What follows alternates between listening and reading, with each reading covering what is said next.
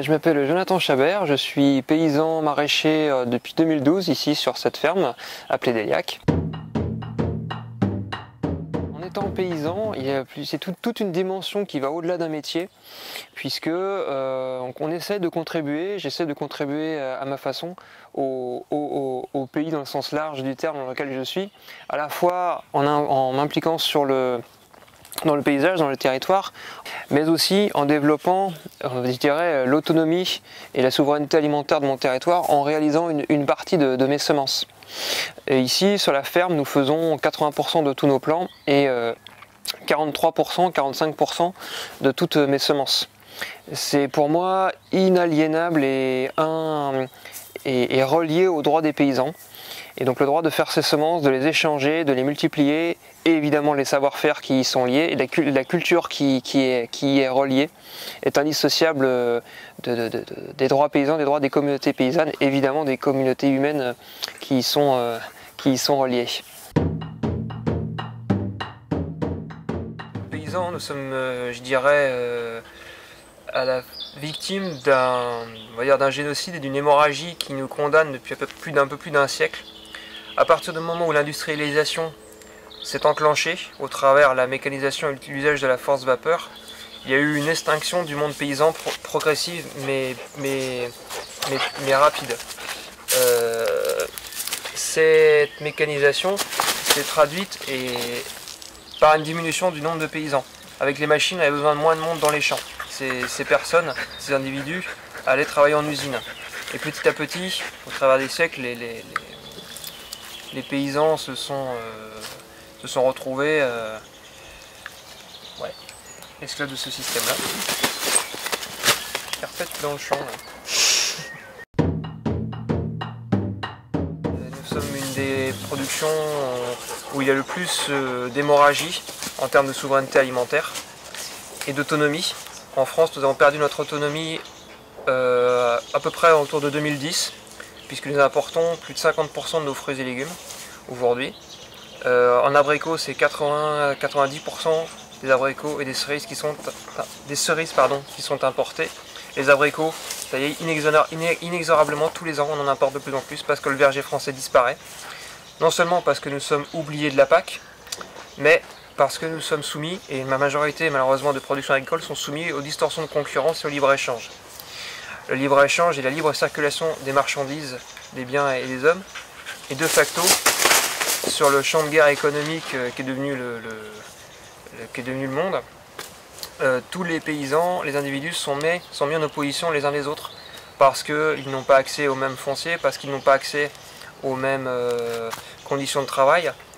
Les distorsions de concurrence, les différences de prix font que je peux être mis en concurrence sur le marché de Saint-Brieuc avec des produits importés, des fruits et légumes importés, et donc le consommateur, qui lui-même est soumis à ce genre de contexte, par la dégradation des conditions de vie, des conditions sociales, est presque contraint et soumis à choisir des légumes ou des fruits et légumes ou des denrées alimentaires qui lui sont accessibles par rapport à ses revenus.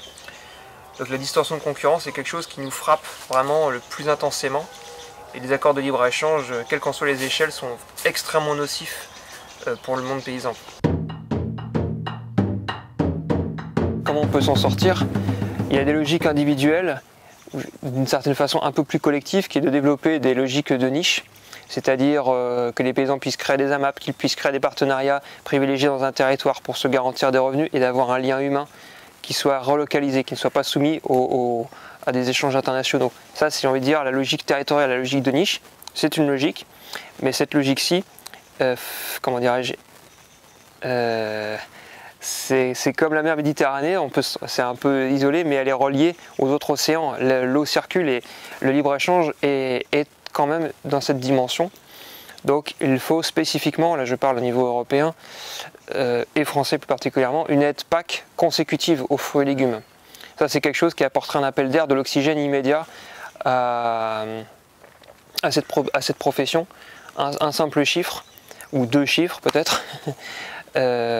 La moyenne du chiffre d'affaires lié à la PAC en fruits et légumes, c'est 4%, contre 24% en élevage, voire 44%.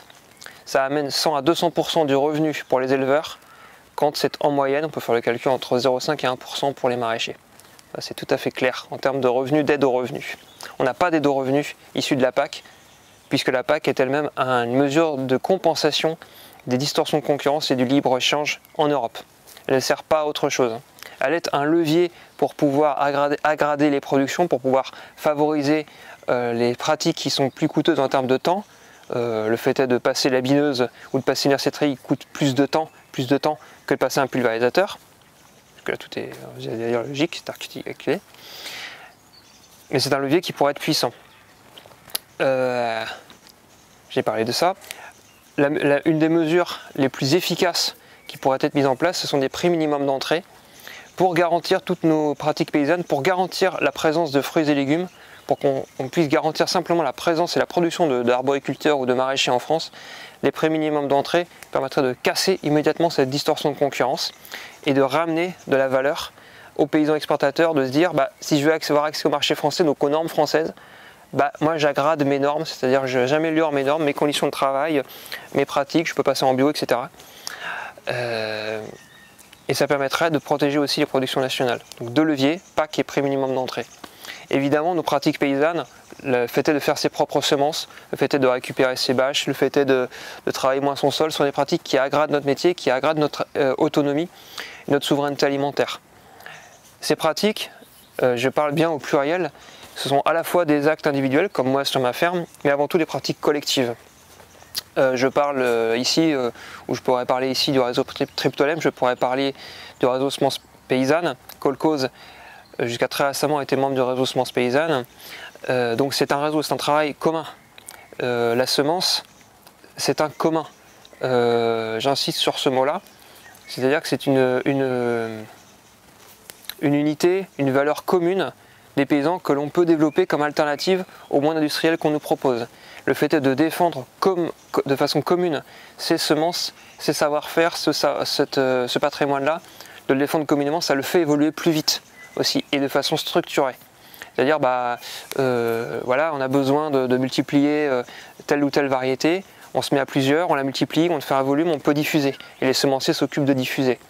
On a besoin de faire une formation pour que le savoir diffuse, on se regroupe, il y en a un qui est un peu plus spécialiste, il va donner son info, on diffuse. C'est vraiment la diffusion collective. La notion du commun, c'est vraiment quelque chose de central, je dirais, dans l'agriculture paysanne et la souveraineté alimentaire, quoi. Je pourrais donner un dernier point qui est beaucoup plus global in fine, c'est que, comment je vais dire ça, toutes les pratiques paysannes qui ont pu se mettre en place jusqu'alors, qu'elles soient dans les logiques de niche, qu'elles soient dans les logiques d'opposition, toutes les pratiques aggradant, on va dire, ou améliorant l'autonomie semencière ou autonomie paysanne, jusqu'à présent, on peut constater à la fois sa justesse dans les situations qu'elles ont pu remplir, dans les missions qu'elles ont pu accomplir, mais on constate que l'hémorragie continue au niveau du monde paysan et on constate que les productions paysannes restent accessibles à relativement peu de monde. Donc il serait nécessaire de créer une sécurité sociale de l'alimentation. On a besoin d'un autre modèle de société, on a besoin de faire du lien et que les gens puissent avoir accès à une alimentation de leur choix. 2020 a mis en exergue plusieurs choses, et notamment que 27 millions de personnes en France ne sont pas satisfaites de leur alimentation. Que 7 millions de personnes ont un besoin quotidien de l'aide alimentaire, dont des populations étudiantes, dont des populations précaires, etc. On a parlé de la PAC tout à l'heure. Si la PAC tend à rendre l'alimentation accessible à toutes et tous, c'est un échec. Quand on cite ces deux paramètres-là, ça ne marche pas. On parle du programme Ecophyto, donc qui était censé permettre la sortie des pesticides, et leur consommation a été multipliée, je crois, par 20 en 10 ans. Donc ça ne marche pas non plus. Donc la sécurité sociale de l'alimentation permettrait à toutes et tous d'avoir accès, par un budget de 150 € par mois, à une alimentation de son choix. Une petite carte, on a un budget de 150 balles par mois, on choisit ce qu'on veut et que ce soit fléché vers l'agriculture paysanne et l'agriculture biologique. Et là, d'un seul coup, on permettrait l'accès de toute la population à une alimentation, dirons-nous, paysanne et de son choix, de donner une subvention massive et immédiate à l'agriculture paysanne et biologique, et d'améliorer également les pratiques que nous mettons en avant, quoi. Et de leur donner une valeur, je vais utiliser un grand mot, mais une valeur universelle, une valeur globale. Voilà ce que je pouvais dire en termes d'autonomie, en termes de pratique, en termes de contraintes et de solutions.